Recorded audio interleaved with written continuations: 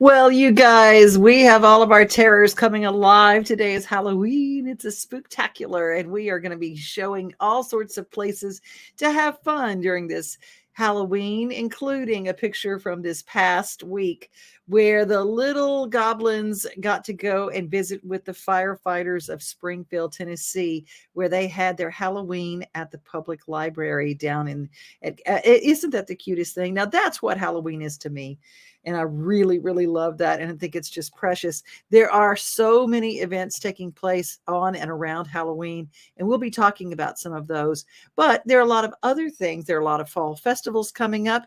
But do not forget that staying alive and driving alive is very important. We're going to check in with the Tennessee Department of Highway Safety on that very subject. But first, we're going to head to Kingston Springs, where my sister from another mister, Miss Tammy Arender, did a wonderful interview with Lundy Cup, the pumpkin carving artist. We'll check in with that right after we go to the races. It's the biggest racing show of the year, Friday through Sunday, November 3rd through 5th at Nashville Fairgrounds Speedway. 6 fast-paced divisions of racing on the quarter mile Friday night, pole qualifying and 3 big feature events Saturday night, and the Curb Records Big Machine Vodka Spike Coolers All-American 400 on Sunday afternoon. Racing starts at 6:30 Friday, 5 o'clock Saturday, and 1 o'clock Sunday. Tickets available at Nashville Fairgrounds Speedway.racing or at the gate on race day. It's the 39th All-American 400 weekend, Friday through Sunday, November 3rd through 5th. Get your tickets now. There are just a few pumpkins left at the pumpkin patch at Sovine Farms in Kingston Springs. It's mostly picked over by mid-October. You know, if it takes 90 days for from germination to harvest, I usually plant about 15 days later than that. But typically, when everybody's out enjoying the 4th of July weekend, I'm out here dropping seeds. That's because Jim Sovine, yes, grandson of the Red Sovine of the 1976 hit Teddy Bear fame, has put most of his in boxes, ready to be placed at different pumpkin patches around the Nashville area. Most of these are good for cooking, like these Cinderellas. And I want to tell you, I love to make pumpkin pie, but most of his pumpkins are for decorative purposes, although he does have some that I'm going to turn into some pumpkin puree and make my own pumpkin pie. But what I want to show you today is what an artist in Kingston Springs can do with these gorgeous gourds.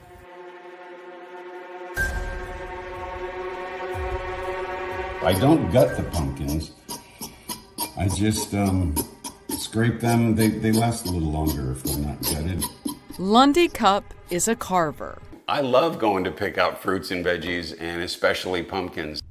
I call it articulture, a marriage between art and agriculture. He can take pumpkins, vegetables, and timber and turn it into works of art. He even carves sweet potatoes and stores them in jars filled with vinegar to help them last longer. The most fun thing is just to see who shows up. Literally, I know I'm the one doing it, but I really have no idea. That's my favorite aspect of what I do. Cup moved to Music City as a professional musician. After a few years of playing and also being a fraud investigator on the side, he took up the hobby of carving, a talent he really didn't know he had. Started carving just because the stress was so intense, and it was real good therapy. The pumpkins with personalities are some of his favorite projects, even though he knows this type of artwork will soon disappear. Try to take good photos of them, and to me that's part of the coolness of doing pumpkins, and something that is so ephemeral. It's going to be gone in a few days. In Kingston Springs, I'm Tammy Arender for News Channel 5. Hi, I'm Brenda Fielder. At Mid-South Exteriors, our custom sunrooms bring the sunshine in without all the heat and the bugs. And they keep you warm all winter while you enjoy the outdoors all year round. They add real value because we build them like your house to match your house. Or let us save you energy by replacing your windows and old siding. And because we have no retail overhead, we come to you and sell direct to you for less. Call us at 833-8003 or visit us at MidSouthExteriors.com. Thank you to Tammy Yarinder from RFD TV, who shares her stories with us. And that story from Lundy Cup came from her, used with her permission. So thank you so much, Tammy. We appreciate that. Well, the Nashville Ghost Tours are it's an incredible story behind this company. And they have stories and ghost tours in 70 different cities, including the Lizzie Borden House and, of course, Nashville. And it's just incredible. And we got an in-depth interview with Mark Therian, one of their historian ghost tour operators. He's just fantastic. And boy, did he have some stories. But if you're having friends into town, I recommend very highly Haunted Nashville. Nashville Ghost Tours, NashvilleGhost.com, how you find them. And they are fantastic. But here's a little behind the scenes, and we'll share that with you now. And for a full interview, stay tuned this week, since it is a year-round experience to go on a ghost tour in Nashville. We will be sharing it on our Taste of Nashville show that I host with the incredible John Dwyer. Well, that's coming up, but Nashville Ghost Tours now. Nashville. This popular IT city is home to some of the most terrifying places in the country. Congress Inn. This cozy motel once served as a Civil War hospital. Legend has it the hospital's death count was so high that bodies were cemented into the walls. Ghostly soldiers appear before guests looking for their hospital bed. Mount Olive Cemetery. You don't have to wait until nightfall to catch paranormal activity at this majestic cemetery. It is the final resting place for historical figures that can be seen and heard, day or night. You will experience this and more on Nashville Ghost Tours. Join us nightly at 8 p.m. as we take you on a walking tour of Nashville's most notorious haunted places.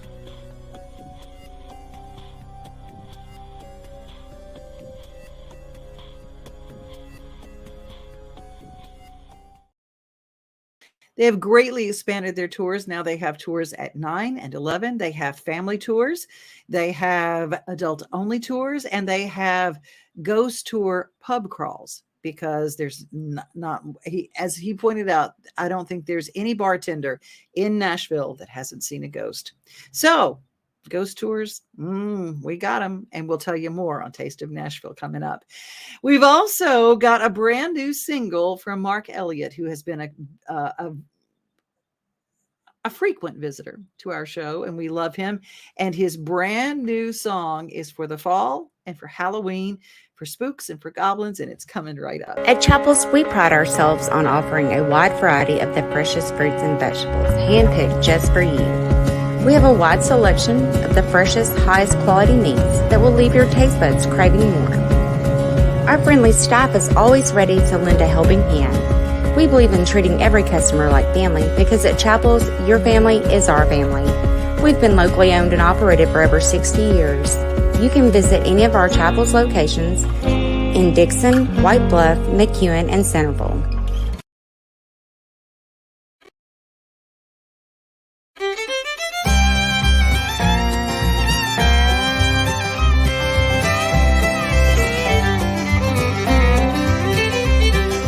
Flannel nights and jack-o'-lantern lights.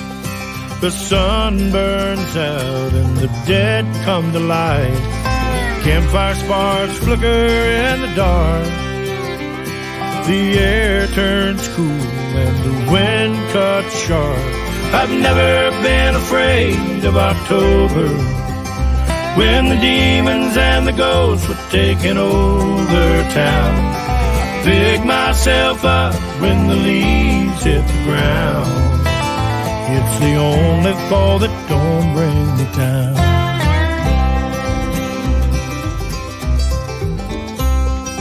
The only thing I fear is another year, counting down the months for the colors to appear. The bones of trees dance for Old Hallows Eve. Scares the little boys and girls, but it don't scare me. I've never been afraid of October, when the demons and the ghosts were taking over town. I pick myself up when the leaves hit the ground. It's the only fall that don't bring me down. I've gone broke and lost it all, tripped and fell and hit the wall, but the season comes around. It don't bring me down.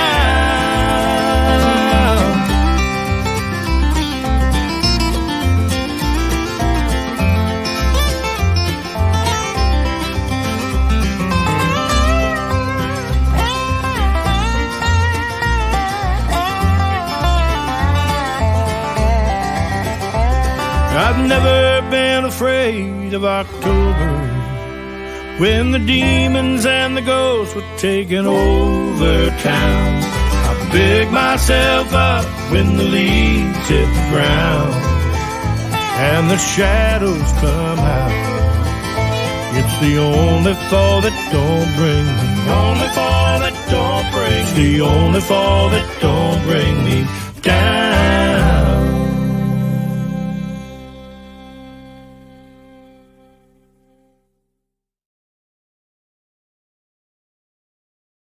Information about that song, follow MarkElliottCreative.com. Mark Elliott Creative, because he's an author. He is a traveling troubadour and he's a great songwriter. And The Only Fall That Don't Let Me Down, and I just love it. The Only Fall That Don't Bring Me Down.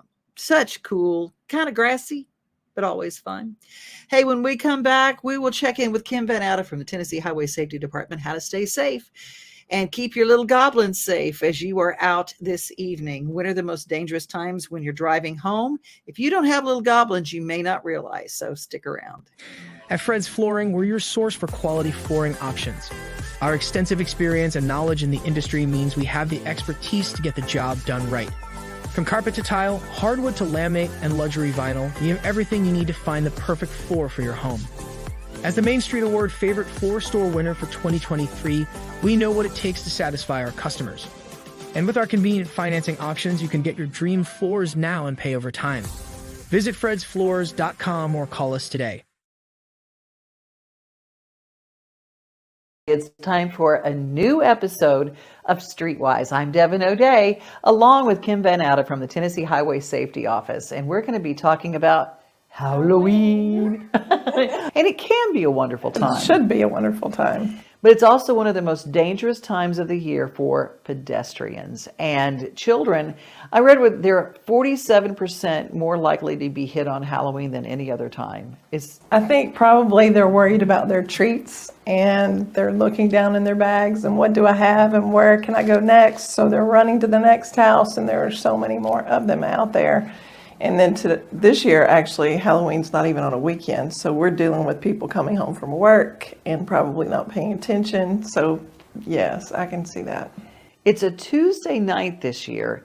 And if you are in a neighborhood, you're going to have to really watch it, because especially between, and what are the hours that we're really talking about where it's really the most active? Because they start early. They do start early, but I mean, it's almost winter, so the days are getting shorter. It's getting dark earlier. And then the dusk, where it's halfway between dark and light, that's a problem too, because you can see some, but maybe not as well as you could see. And again, like I said, these kids, if they don't have supervision, they're going to be running to the next house. They're not worried about the roads. Memphis is in the top 5 cities in America for pedestrian fatalities. Nashville's up in the top 10 because Nashville's gotten worse. But all of their big urban areas, Chattanooga, Knoxville, Nashville, Memphis, are really high in pedestrian fatalities. And all it begins with is just paying attention. And whether it is Halloween, whether it's Christmas, whether it's a wedding party and you're just down there, we want to encourage you to pay attention and to get there safely and drive alive. That's right. Well, thank you for your time today, Kim. These are very important things. And I know that people are going to watch this show and they're going to think, hey, I'm going to tell my kid. I'm going to save my kid. I'm going to let them know that it's okay to call if it's late at night and they might have been drinking. Even if they weren't supposed to, they're going to call and they're going to get home safely. That's all we want, is for everybody to get home safely. Thanks for all you do in the Tennessee Highway Safety Office, too. No, I appreciate that. Thank you. And thank you so much for giving us the opportunity to be a media platform and to come and share our message. That's what we hope, that it's going to make a difference for someone. And it will. And it will. And don't forget, buckle up. Well, you didn't say booze it and lose it. That's right. Buckle up, booze it and lose it. It's the Halloween show. Thanks for watching, everybody.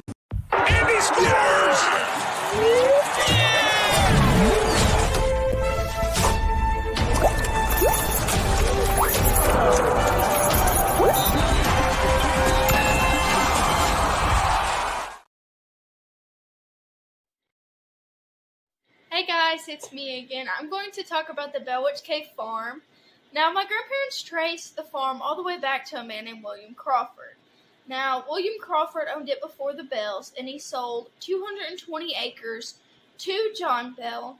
And according to the deed, it says, on the 27th day of August, in the year of our Lord, 1807, William Crawford sold 220 acres for $100 to John Bell. The deed itself is dated May 30th, 1808. Okay, so basically here I'm going to draw out what John Bell had owned.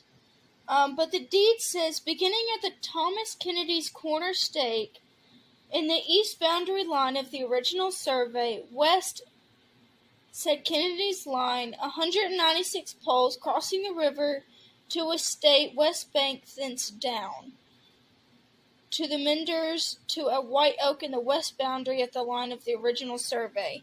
So basically, it starts here, goes over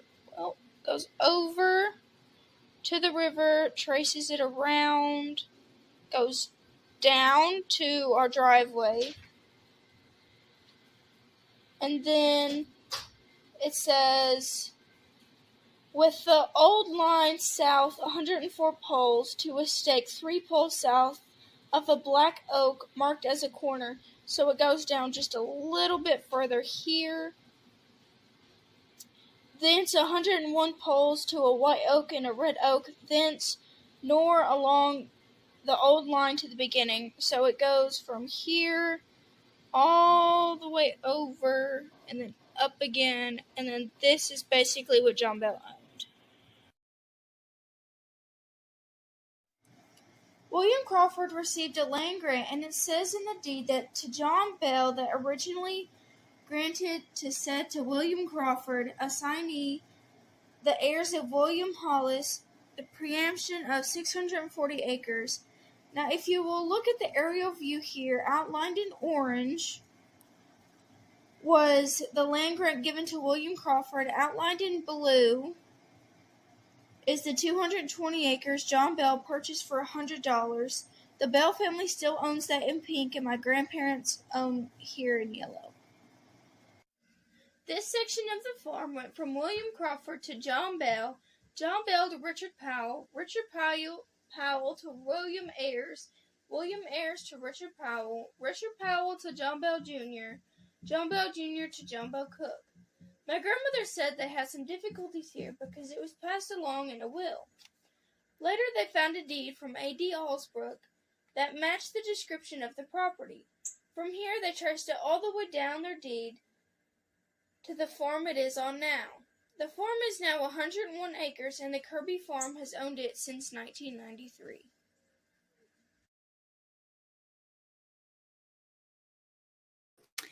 Well, that's just a little history about the Bell Witch Farm. And the cave is now owned by a family. BellWitchCave.com is where you find out how to get there, how to take a tour there. And it's quite scary. I mean, it really is.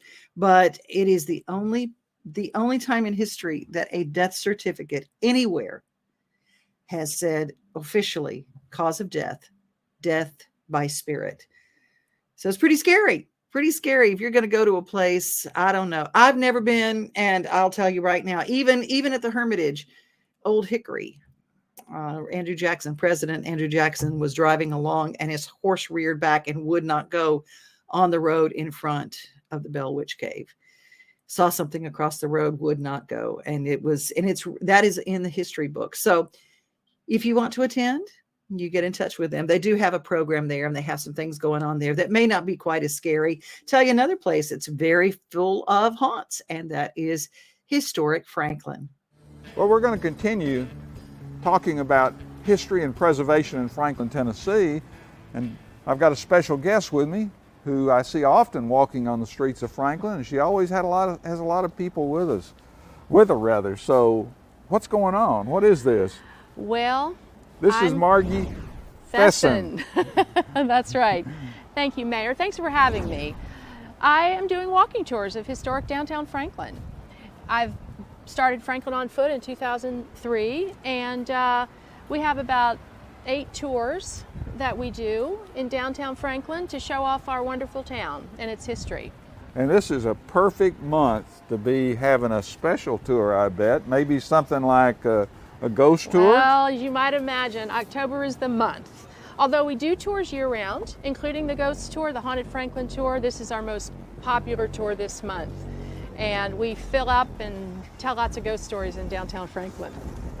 Well, we're going to walk to one of your destinations, and maybe we can continue that conversation as we go. So what's going to be our first stop tonight? We're going to stop up at the little shop around the corner tonight.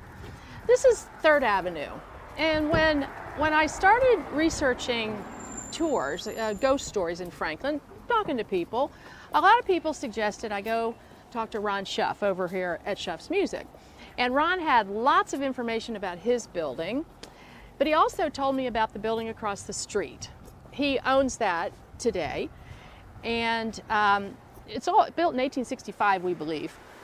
But in the 20th century, it was the home of a woman named Nell Mosley. So Nell lived here with her husband, and then after he passed away, she lived here by herself. And Nell, at the end of her life, now today, you're an orthopedic surgeon. Did you do knee replacements and hip replacements and that kind of thing? Only when I was in training. Oh, my goodness. So I was a hand surgeon. Oh, okay. I don't think I knew that. But it's amazing what they can do today that we haven't always been able to do in medical science. And so Nell got housebound. And so probably today you would get, something replaced that would continue to make her mobile, but she was stuck in the house. And so what she would do, because she liked being a member of the community, being active, she used to sit in a chair right there behind the window and just sort of watch the world go by. And everybody would walk by and they would wave and she would wave. And she wasn't, I don't want to give you the impression that she was, spying on people. She just hated sort of missing out. Would it be beneficial to stand there? We could. For us, you mean? Yes. Well, let's go get the feel. Okay, let's do it. So here we go. And I love our shopkeepers. They just let us come up in their porches, and we just get to make ourselves right at home. So she's going to be right here. She's inside. Inside. And that's where she sits, day in, day out, for a number of years, until she died in 1987. So she had not had children. She had some nephews who put the house up for auction, and Ron Schuff across the street bought it. He had been in business for 9 years. He'd been very successful, but he wanted to expand in here and make it his piano showroom, and also some of his teachers gave lessons. Well, one day, about 6 months after he'd taken over the building, he was standing on the porch of his building over there with one of his teachers. This teacher was a student at Belmont. And Ron and the man are talking, and Ron says to the young man, he said, "Hey, would you mind going across the street? I left some papers in the hallway of our new building. Just get them for me." And this young man said, "Sure, of course, Ron, no problem." So Ron said he watched him just stroll across the street, or I like to say moseyed across the street to the Mosley house. And he goes inside. He's just inside a second, and then he just races out like he's been shot out of a cannon. And he's like, hands the papers to Ron. And Ron said, "What's up? Like, everything okay?" And he said, "Ron," he said, "make sure in the future you schedule all my lessons over here. Don't schedule any of my lessons over there. In fact, when I come down here from Nashville, I'm gonna stay over here. I'm not ever going back in there again." And Ron said, "Well, why not? What's the matter with over there?" And he said, "I just saw Miss Mosley." And that is all he would say. But he insisted that he had seen her, and as we all knew, she had been gone for 6 months, but there she was. Wow, what So, a great story. I So this know. is a real tease to the rest of your Yes, tours that's- and the rest of the stops. So That's exactly right. How often do you do the tours? How do people get on the tour? Well, we do the tour every night in October, 7 days a week. Most of the time, it's Monday through Saturday. And to book a tour, you just go to franklinonfoot.com, and I have just an easy way to book a tour online, and then you show up and prepare to be entertained. Thank you for visiting with us Sure, and you're doing the welcome. walking tour. And we look forward to seeing you walking around the streets with a lot of tours. That's right. I hope it continues. Great. Thanks, Mayor. Appreciate Well, thank you, franklinonfoot.com. And whether it is Franklin, whether it is out in Adams, Tennessee for the Bell Witch, or whether it is, the White Bluff Screamer. I mean, there are ghost stories that are abounding everywhere. And of course, Ghost Tours Nashville. If you know of a great haunting, put it in the comments and let us know. Of course, we can't forget Hurricane Mills. The Woman in White is out at Hurricane Mills, Loretta Lynn's estate out in Hurricane Mills, Tennessee. We're going to close our show now with C.J. Field, who has a song called Mama Says Nothing Good Happens After Midnight. And that is closing our show. Be safe, be kind, and remember you are loved. Have a safe, spooktacular Halloween.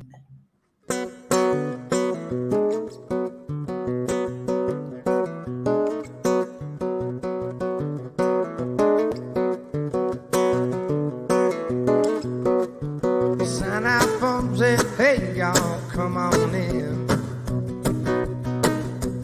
Happy hours just after lunch till 10. Now there's a 2-for-1, dressing well. Thought to myself, oh, what the hell, I just have a couple and I hit my ass back home.